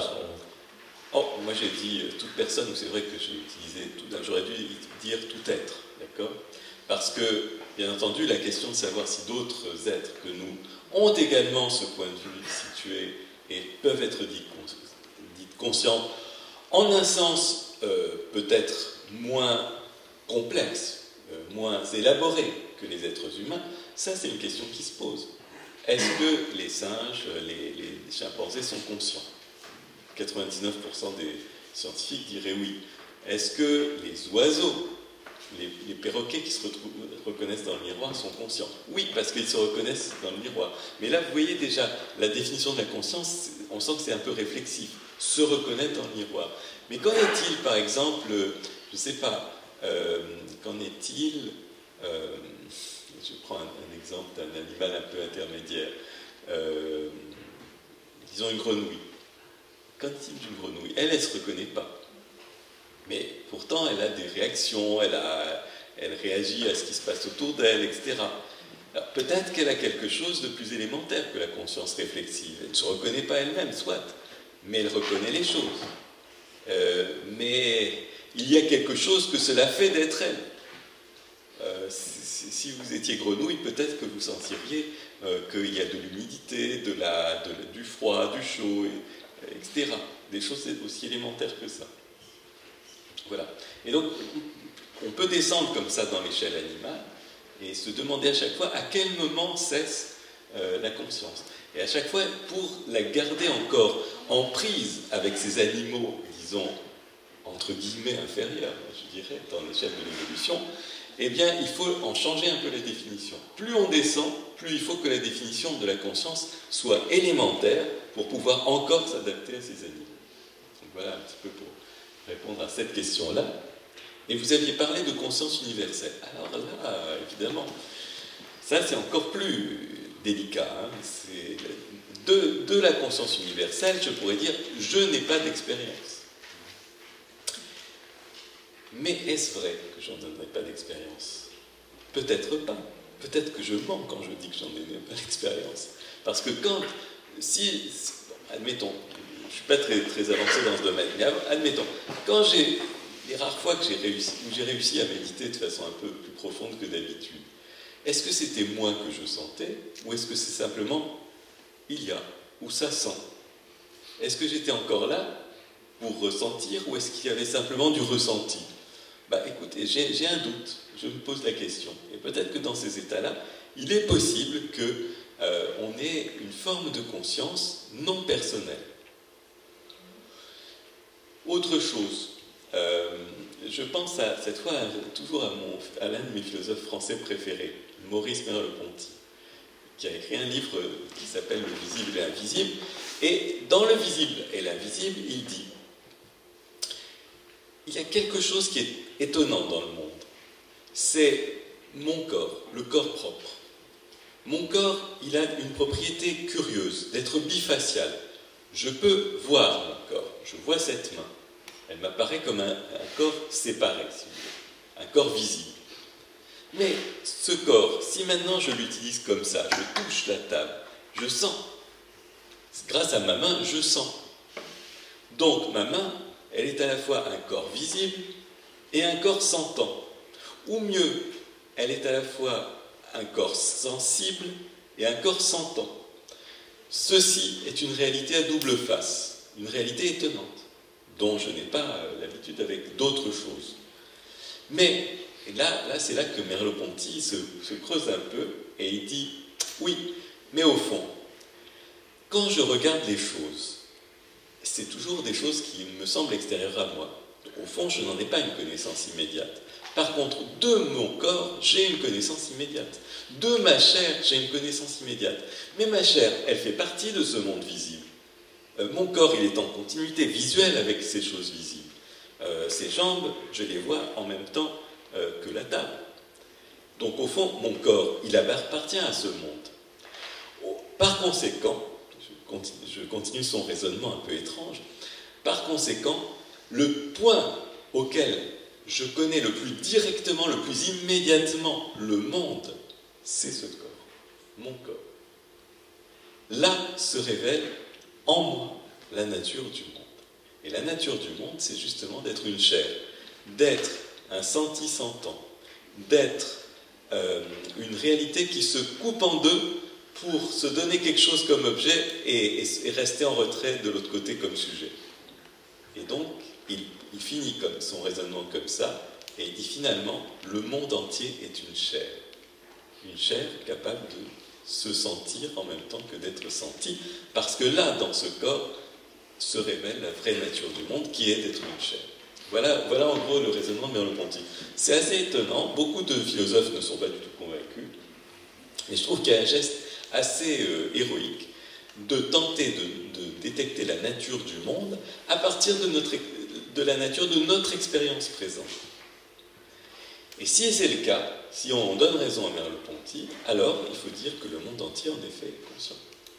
Est une conscience, une espèce d'entité à double face, à la fois sentie et sentante. Si le monde est sentant, alors c'est qu'il est conscient.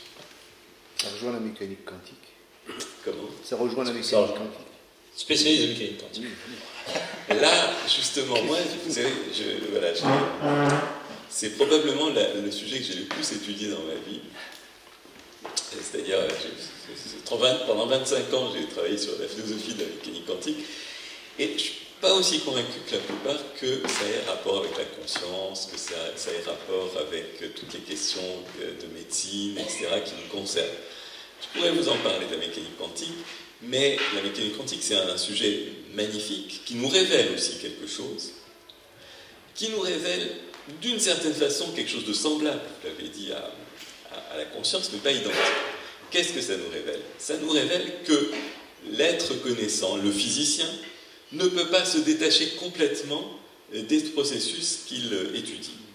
On dit habituellement que le physicien, lorsqu'il étudie un processus, doit par exemple envoyer de la lumière et donc perturbe le processus qu'il veut étudier. Et le problème, c'est donc que le phénomène, c'est quelque chose qui ne peut pas être dissocié en une part qui est attribuable à l'objet et une part qui est attribuable à nous en tant qu'être agissant et en tant qu'être intervenant par nos processus instrumentaux sur les objets qu'on veut étudier.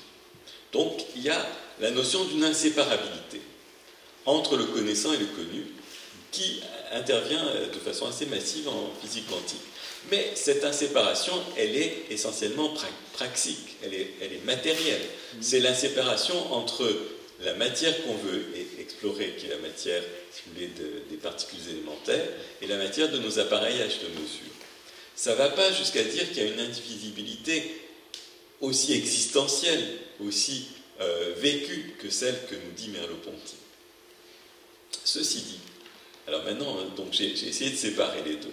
Ceci dit, Merleau-Ponty, notre philosophe français, a fait des développements extrêmement intéressants dans le visible et l'invisible, et aussi dans ses cours au Collège de France des années 59-60. Il a fait des développements sur le parallèle entre sa phénoménologie de l'incarnation et la physique quantique. Et ce qu'il dit n'est pas mal du tout. Et le fait qu'il ait compris à ce point la physique quantique, alors que ce n'était pas un physicien, prouve probablement que la structure mentale à l'œuvre dans la philosophie de l'incarnation qu'il développait est assez semblable, en effet, à celle qu'on doit mettre en œuvre dans la physique quantique, parce que c'est aussi une philosophie de l'inséparation. Le mot technique en philosophie de la physique quantique pour dire cette inséparation, c'est contextualité, c'est-à-dire l'impossibilité de s'affranchir du contexte. Et il y a même des théorèmes en physique quantique qui sont des théorèmes de contextualité.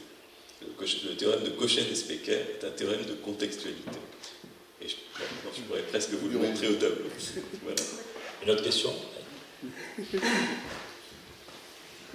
Merci beaucoup. Alors évidemment, je suis un peu impressionné. Ça fait un moment que je vois le bouquin sur le relationnel. Ah oui. Les jours proches, c'est à Paris. J'ai commencé la conscience actuelle, là aussi, ça faut la trouver. Enfin. Alors vous avez parlé de Varela. Vous n'avez pas évoqué son concept d'autoréférence, qui me semble essentiel.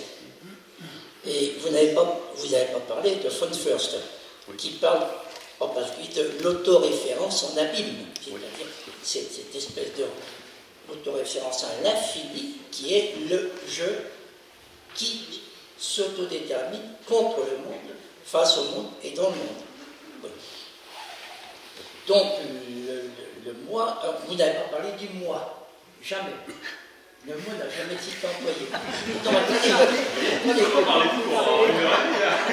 J'ai parlé de je. Oui, mais j'ai moi-même qui expliqué. Freud a bien distingué le moi, le surmoi et le ça. Donc il y a quelque chose d'important. Et vous n'avez jamais évoqué la notion de système. Or, moi je fais référence à un auteur que je révère, c'est Niklas Luhmann, qui est complètement chassé de France. Les éditeurs n'en veulent pas. Or, c'est un auteur essentiel. Je regrette d'ailleurs qu'il n'y ait pas de traduction française. Il y a une citation justement de Luhmann qui me plaît beaucoup. Nous sommes chassés du paradis, c'est-à-dire que la connaissance, obligatoirement, nous sépare du monde. En même temps qu'elle nous ramène au monde. Mais par l'autoréférence en abîme, l'individu conscient jette tout ce qui n'est pas lui. Et donc, je suis sceptique sur la réconciliation à la Dalai Lama, à la bouddhique et tout, même si je suis ouvert à ces perspectives. Voilà, merci. Alors l'autoréférence. Bon, évidemment, j'ai parlé de l'autopoïèse chez Varela, et de fait, pour Varela, c'est exactement comme ça qu'il faut concevoir l'autoréférence dans les êtres vivants, c'est-à-dire un processus d'auto-fabrication. Bien entendu, il y a un autre point, c'est-à-dire, ça c'est une description extérieure de l'être vivant. Vous avez un cycle de réactions biochimiques qui se reproduisent, etc. Maintenant, imaginez-vous que vous êtes cet être vivant en train de se reproduire lui-même. Alors, vous avez ce que vous appelez l'autoréférence. C'est-à-dire que vous vous référez sans cesse à vous-même. Et vous revenez sur vos propres opérations mentales. Et là, effectivement, vous avez une opération qui vous permet de vous reconnaître vous-même. Donc, effectivement, l'autoréférence, je dirais, c'est la variété vécue de l'auto-organisation et de l'autopoïèse, de concepts qu'on pourrait qualifier d'objectifs par opposition à ce concept de renvoi à soi-même. Alors, le moi, bien sûr, le surmoi, bien, bon, alors ça, c'est des concepts, je ne sais pas si je dois beaucoup aborder ces concepts psychanalytiques, mais donc, pour aller jusqu'au bout de l'autoréférence, il faut véritablement travailler pour se mettre en contact de sa propre expérience, se rendre conscient de sa propre expérience. Et ça, franchement, seules ces disciplines, il ne suffit pas de tourner autour de soi-même, de sans cesse se réfléchir, il s'agit aussi de se déposer en soi-même. Et c'est pourquoi je dirais que les disciplines d'époquée phénoménologique et de méditation sont un outil important dans ce processus de renvoi à soi-même et de préparation de l'autoréférence. Autre question, réaction? Dans l'histoire du monde, il y a eu l'apparition de la vie, et la conscience est apparue après. Et est-ce qu'on pourrait dater, en quelque sorte, l'apparition de la conscience dans l'évolution humaine? Bon, écoutez, alors là, c'est un immense problème que vous posez. Un immense problème. Ça, en gros, la palette des opinions sur ce sujet va... Alors, au plus extrême, vous avez les panpsychistes. La conscience a toujours été là. D'accord? Mais elle était là, évidemment, sous des formes extrêmement primitives, qui n'ont rien à voir avec la conscience évoluée que nous avons. Alors, ça, tout dépend. Ensuite, vous avez des gens qui considèrent que la conscience est apparue... Attendez, je vais vous situer exactement. En 2700, il y a 2700 ans. Il y a 2700 ans. Avant, par exemple, Achille, Agamemnon n'étaient pas conscients. Et pourquoi les prophètes hébraïques n'étaient pas conscients. Je vous donne l'opinion de Julian Jaynes. D'accord? C'est quelqu'un qui a écrit un livre qui s'appelle quelque chose comme The Bicameral Mind. Consciousness and the Bicameral Mind. Quelque chose comme ça. Bon. Donc, si vous avez des opinions aussi variées, d'accord, qui vont de moins 13 milliards d'années au Big Bang, jusqu'à il y a seulement 2700 ans, c'est qu'il y a un problème. Et le problème, c'est que les définitions de la conscience varient énormément. Qu'est-ce que la conscience? Si vous dites la conscience, c'est la capacité de savoir que tous les processus mentaux qui se manifestent en moi par des paroles, des pensées, etc., sont bien miennes, me les attribuer. Eh bien ça, les héros de l'Iliade, aussi bien que les prophètes hébraïques, n'avaient pas cette fonction. Ils entendaient des voix. Et c'est ça ce que dit, Jaynes. Il dit, s'ils entendaient des voix... Alors, évidemment, vous direz, oui, mais c'était normal, c'était surnaturel, c'était les voix des dieux ou de Dieu. Mais pour lui, c'est que simplement, ils avaient une structure mentale qui n'était pas telle qu'ils étaient capables de se rendre compte de l'intériorité de leurs activités mentales. Est-ce que c'est pas à propos de la conscience de sa propre mort que l'homme a commencé à... Oui, alors ça fait longtemps. Ça fait longtemps, ça. Parce que ça dénote quand même d'une conscience, là.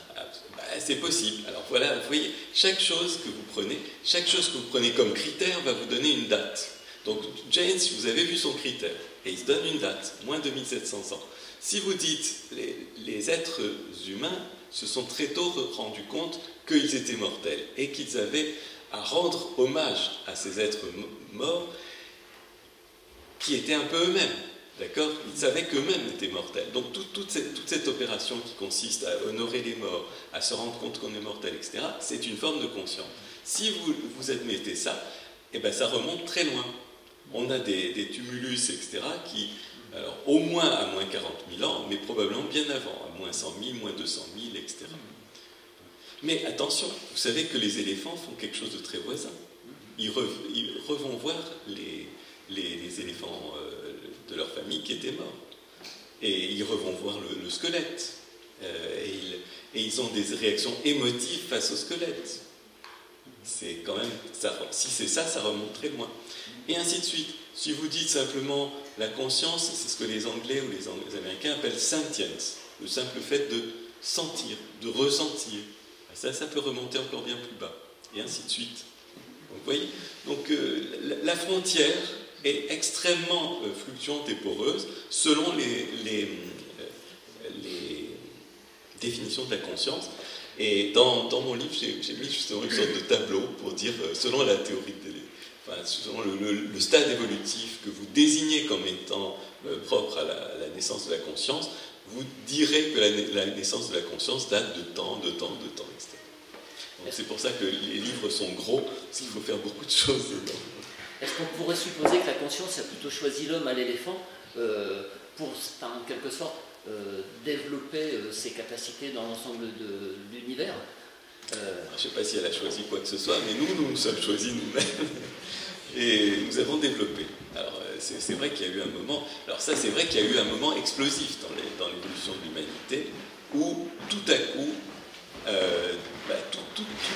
la culture est apparue. Les symboles, les fabrications, les outils, etc. Tout ça est apparu. Et là, ça nous ramène à quelques centaines de milliers d'années. La conscience dans le cerveau ou la conscience en dehors du cerveau? Je dirais ni l'un ni l'autre. Ni l'un ni l'autre. Dans le cerveau, ça serait simplement une fonction particulière du cerveau, mais vous voyez que c'est, à mon avis, beaucoup plus vaste que ça. Et puis aussi, il y a le fameux paradoxe. Attention, ne dites pas trop vite que votre conscience est dans le cerveau, parce que le cerveau, c'est avant tout un objet de votre conscience. Oui. Bon, donc il y a un paradoxe d'autoréférence. Dans l'expérience de Pamela Reynolds, par exemple, quand elle a fait une EMI, elle avait un encéphalogramme plat, puisqu'on l'avait mise en état de mort cérébrale, et elle avait quand même conscience de ce qui se passait dans la pièce. On a des exemples comme ça. Ça pose un problème, un problème majeur, je pense. Ça pose un problème. Pour autant, dirais-je que la conscience est extérieure au cerveau? Je ne le dirais pas non plus. Parce que, si vous voulez, ça lui donnerait une sorte de réalité matérielle différente, comme si, vous voyez, c'est un peu la métaphore que toutes les cultures ont retenue, celle du souffle, du vent. Le Ruach, ou Psyché, ou Anima, etc. C'est toujours du vent. Donc c'est quelque chose d'aérien, la conscience. D'accord? C'est ni l'un ni l'autre. Moi j'aime bien la métaphore bifaciale de Merleau-Ponty, ou alors d'ailleurs la métaphore bifaciale de William James. La métaphore bifaciale de Merleau-Ponty, je vous l'ai dit, c'est cette chair qui est à la fois sentante et sentie. La métaphore bifaciale de William James, c'est la conscience est au cerveau, ce que le concave est au convexe d'une même courbe. Les visions bifaciales de Spinoza, c'est l'attribut pensé est parallèle à l'attribut étendu, mais ce sont deux attributs de la même substance, cause de soi. C'est toujours cet aspect bifacial, double aspect, etc. Je ne sais pas si cette métaphysique est correcte, mais dans toutes les investigations que j'ai pu faire, c'est celle qui m'a paru le moins inexacte possible, étant donné ce qu'on connaît à l'heure actuelle. Les autres métaphysiques, c'est quoi? Ça serait le monisme matérialiste. Tout est matière, et la conscience, c'est juste une efflorescence.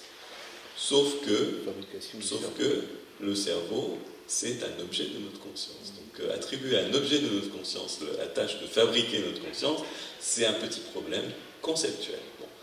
Ensuite, vous avez le dualisme. Il y a la matière et l'esprit. Sauf qu'on sait très bien que le problème est comment ils communiquent. C'est Descartes. Voilà, c'est Descartes, disons, à partir de la deuxième ou troisième méditation.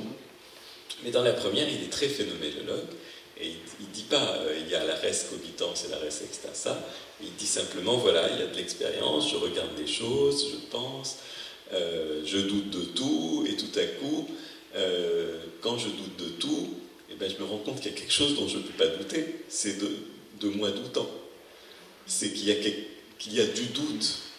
Ça doute, je doute. Tout ça, je ne peux pas en douter. Et là, du coup, il sépare entre ce dont il peut douter et ce dont il ne peut pas douter. Ce dont il peut douter, c'est la chose étendue, et ce dont il ne peut pas douter, c'est la chose pensante. Mais là, il y a déjà une surconceptualisation. Donc voilà, donc ça c'est le dualisme. Ensuite, il y a quoi? Il y a l'idéalisme, c'est-à-dire le monisme de l'esprit ou de la conscience. Ça, sachez que c'est, enfin, vous savez sûrement, c'est une des philosophies les plus répandues en Inde et au Japon, où on considère que la seule réalité c'est l'esprit. Et moi je me rappelle avoir déjeuné avec des étudiants indiens en physique nucléaire, et je leur dis, comment vous concevez la réalité? Ici on dirait, ah oui, ben, c'est un assemblage de particules gouvernées par des champs de force. D'accord? Mes étudiants indiens, là, ils disaient, oh, ben, la réalité c'est très simple, c'est une projection de la conscience. Vous dites ça sérieusement? Ils disent, mais oui, bien sûr, ça ne vous paraît pas évident? Ben, mes étudiants français, ils ne diraient pas la même chose. Donc vraiment, c'est un trait culturel, ça. Donc ça, c'est le monisme idéaliste. Costa de Borgard pensait ça. C'est ça. Il y en a pas mal qui pensent ça. Il y en a pas mal en Occident, mais en Inde, c'est majoritaire. En Occident, c'est minoritaire. Donc, monisme idéaliste, monisme matérialiste, monisme neutre. Et alors ça, c'est le monisme neutre, c'est il y a un seul être bifacial. Et c'est un peu ça que je vous ai raconté à travers les variétés de Merleau-Ponty, de William James, de Spinoza, etc. Voilà, c'est une métaphysique intéressante. La notion d'information ne vient-elle pas avec la rétroaction, etc. Aider à penser ça. Alors la notion d'information, elle est extraordinaire parce que de nos jours, on en traite énormément. C'est probablement le concept le plus important du XXIe siècle, et sans doute du XXe aussi. Mais c'est pas facile, parce que l'information, ça peut avoir plein de définitions. Il y a la définition la plus simple, la plus banale, celle qu'on avait avant Shannon, avant 1948, c'est simplement quelque chose qui nous vient du monde et qui est signifiant pour nous, qui nous dit quelque chose sur le monde. On peut avoir des informations sur le monde à travers un journal ou à travers des paroles, etc. Mais quelque chose nous vient du monde et nous fait réagir. Mais Shannon, en 1948, a formulé une définition de l'information qui est entièrement objective. L'information, c'est une quantité définie par des probabilités de survenue d'un événement ou d'un symbole. Il y a une formule, je vous la passe, hein, vous la connaissez sûrement, mais qui fait intervenir la probabilité des symboles ou des événements. Mais là, la probabilité, c'est, d'après Shannon, une propriété objective des séquences d'événements dans le monde. Et donc, on ne parle plus de nous. L'information devient quelque chose de complètement extérieur à nous. Et donc, quelque chose qu'on peut travailler à travers des artefacts qui sont extérieurs à nous également, qui s'appellent les ordinateurs. Donc, l'information, on n'a même pas à la regarder, elle se travaille toute seule dans les ordinateurs, et il arrive à la fin quelque chose de signifiant pour nous à travers les écrans. Voilà. Donc voilà l'information. Et donc ça pose problème cette information complètement abstraite et complètement objective, parce que en quoi représente-t-elle vraiment quelque chose qui est pertinent pour nous? Donc c'est une des questions qu'on peut se poser. Une toute dernière question. Je vais apprendre. Oui. Est-ce que la conscience ne se créerait pas juste par un nombre X de neurones est-ce que les nouvelles technologies, est-ce que vous pensez que les nouvelles technologies peuvent créer une conscience artificielle? Bon, effectivement, ça c'est l'opinion courante de la plupart des neurobiologistes.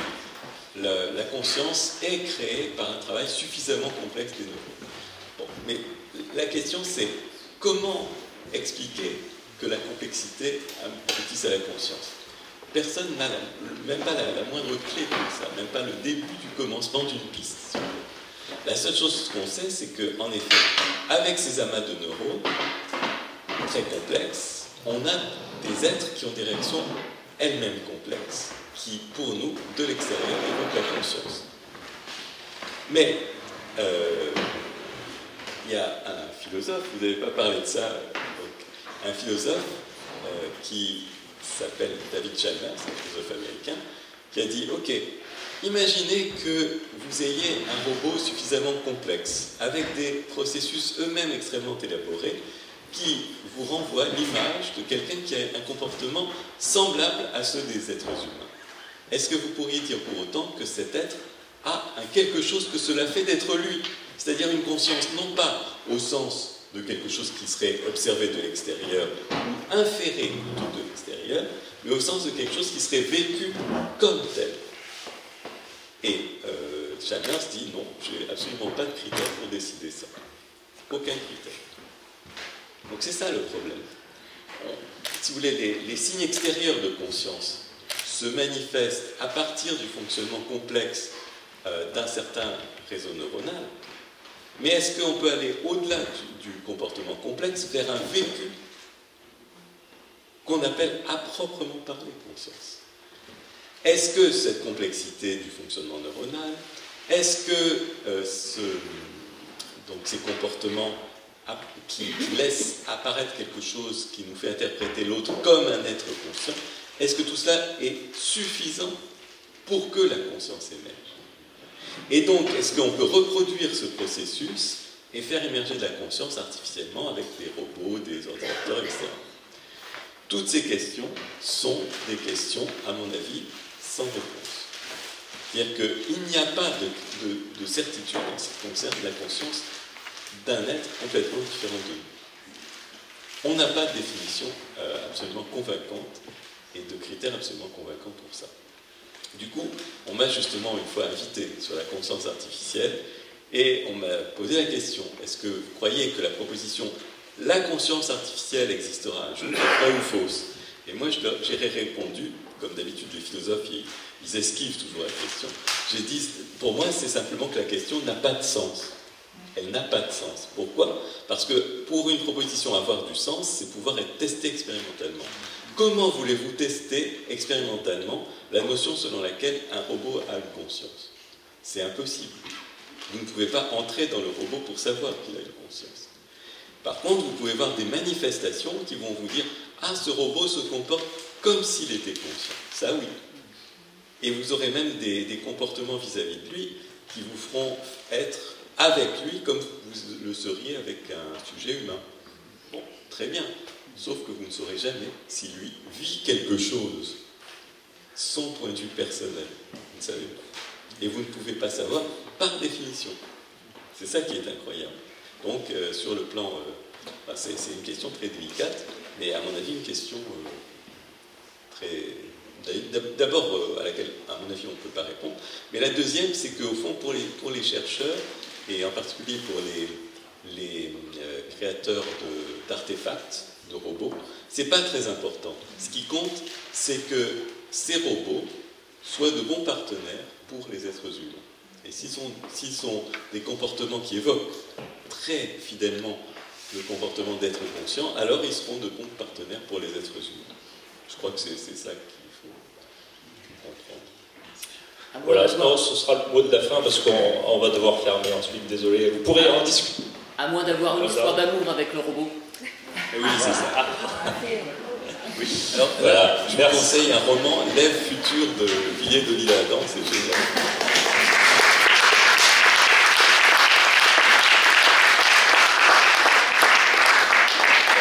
Merci beaucoup à toutes et à tous et merci encore une fois à Michel Dubol.